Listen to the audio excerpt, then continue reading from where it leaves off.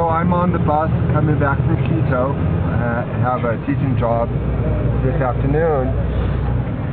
But I've just been reflecting on this censorship of Alex Jones, where over a couple days, Facebook, Twitter, and movie hosting websites like Apple and places where you could see Alex Jones's films and documentaries just deleted him across the board. About a week or so ago, I guess they want to see my ticket.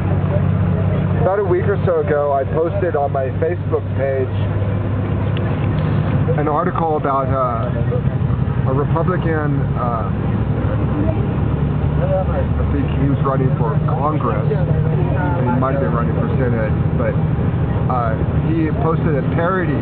Some Democrats accused him of being a Russian spy, and on his Twitter he posted a picture of him that said "off to the gulag," and enough people flagged it.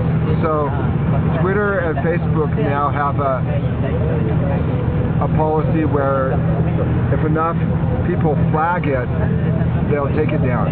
YouTube now does that same thing.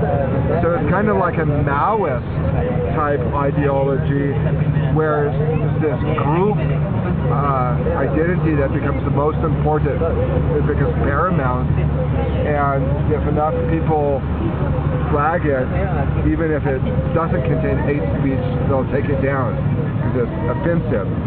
So Alex Jones's website, presentplanet.com, had an article about this Republican guy that was taken off Twitter during a key moment in his election campaign.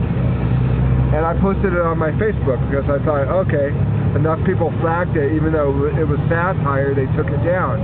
But then I linked to Alex Jones's article about it.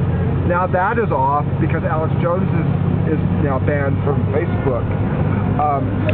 Yet you have things like Childish Gambino, whose song "This Is America" shows mass church shooting, but because it's a black-on-black church shooting, it's allowed to stay. You have other people like conservative commentators quoting verbatim what black journalists have said against whites, but changing the word white for Jewish, and that gets banned.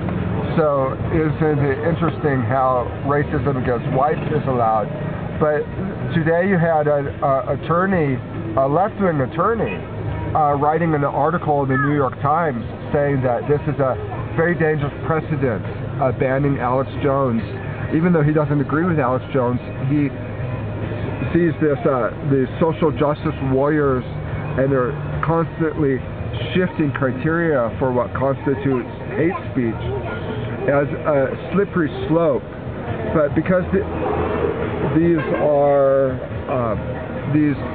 businesses like Facebook and Twitter, they receive a lot of pressure from the media that is in competition, they eventually caved and took this stuff off. So it's very dangerous because now if a 9/11 type event happened in the U.S., the main voices for questioning the official accounts just aren't there. And what's so bad about Alex Jones's documentaries?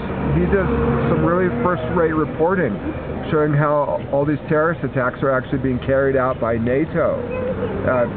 He was one of the only people that sounded the alarm after the London bombing, saying, no, let's look at what's really happening here. So I think community media is really where it's at, and we need to fight back. And for me, it's like a Paul Revere moment.